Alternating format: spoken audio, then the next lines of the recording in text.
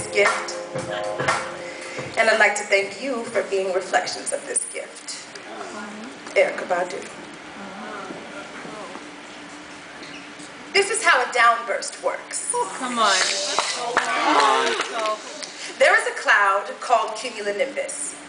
And it's the kind of cloud that makes funny shapes of bunnies and bears against the backdrop of blue sky, the kind of cloud that ever amplifies, gathering particles as it builds, becoming charged in its belly, brewing, waiting to rain. Now, when this cloud spreads big along a cold front, it creates within itself a pocket of chilled air, and this pocket grows heavy as the pockets of people who previously owned other people they used to pick their cotton. And some things are so heavy they must fall through. Thus, this pocket, heavy as the heart of a stolen man's closest kin, is destined, like God, to descend upon the earth, fall rather, gracefully, flatten all that it touches, create a crop circle or a crater, take custody of all the living beings once standing tall beneath it. This is catastrophe at the clap of a hand. This is breezes sent at hurricane speeds in all directions, all around themselves, creating horizontal vortices or dizzying things for humans like you and me to look into. This is the omniscient eye of our Maker. This weather. This deity that even atheists can't deny. She has lungs heaving, holding enough gusts to rip sequoias from the root, snatch planes from the sky, crumple cars like aluminum soda cans for the recycling bin. It may have been one fleeting downwind, one bad day for our Earth Mother, one straight line blast to wipe the dinosaurs clean. And so I imagine as targets we humans must look pretty easy, what with our thin skin and small frames, lack of hair and chattering teeth. Have you ever seen the moon harvesting?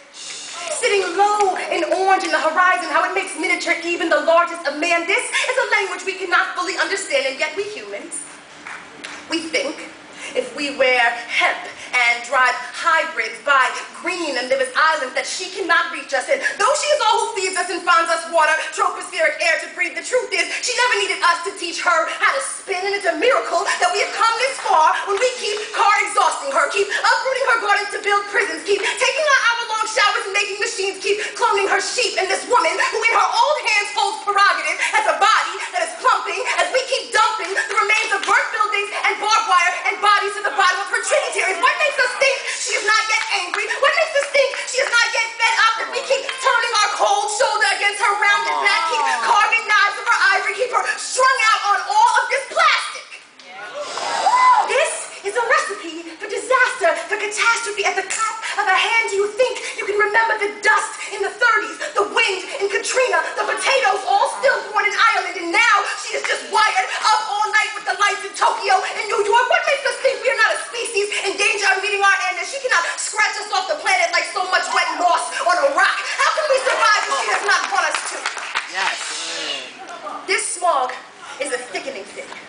And some people have attitudes that sicken me, and our earth is sinking under our pressure, and I know God is the weather, so I pray to the wind nightly, call her calmly and know my place. Take careful note of the balancing act of wind and pressure, neutron and physics. Know this existence is a gift, not a coincidence. Remember how defenseless we be against a woman, unyielding, speaking a language that we cannot speak, spun in hurricane tongues and tornado teeth. 46 twisters in a Midwest weekend, a river in Mississippi flooding, overrunning. There is asthma in my unborn belly. I think it's time we claim these fault lines. How can we not drop to our knees in repentance, beg to be humbled, beg to be forgiven? Because this particular Sunday, the hills in the West Coast are burning, and the penguins have little landscape left to tread, and it's a hot day in June in seldom sunny San Francisco. And the cynics in the streets, the plastic bags from our groceries are blowing like dust bunnies, and ATM receipts flipping like so much confetti, and the smoke from the fire is all ablaze, blurring what is all left of the already scattered sun rays. And to me, this is a vision of apocalypse or Armageddon, or some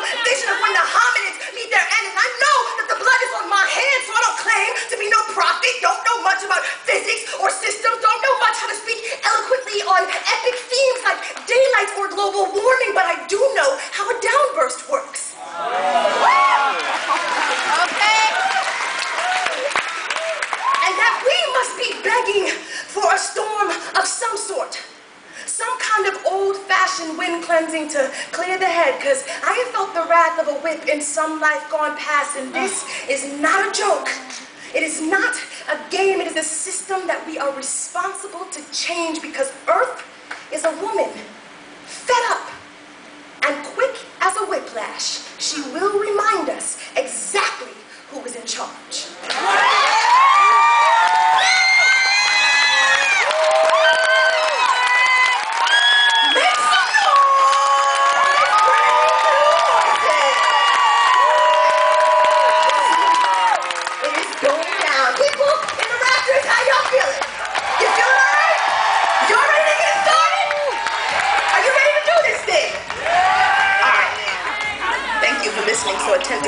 told him. How you like my green dress? Good, right? It's 2 years in a row with the green dress. It's good, right? You like it? Say yeah. Alright, but because this is such a big damn deal of a show, and because I can't do it by myself, I want to introduce my illustrious co-host. Y'all ready for this? Not only is he one of the illest writers that I know, and a wonderful human being, but he's also funny, and he's also a member of the Green Team, and he's also flown to almost every country that I can name and or spell. And he's also been a member of the Brave New Voices community for like, what, 10, 15 years? Yeah. Forever. And we are not who we are without the one and only George Watsky.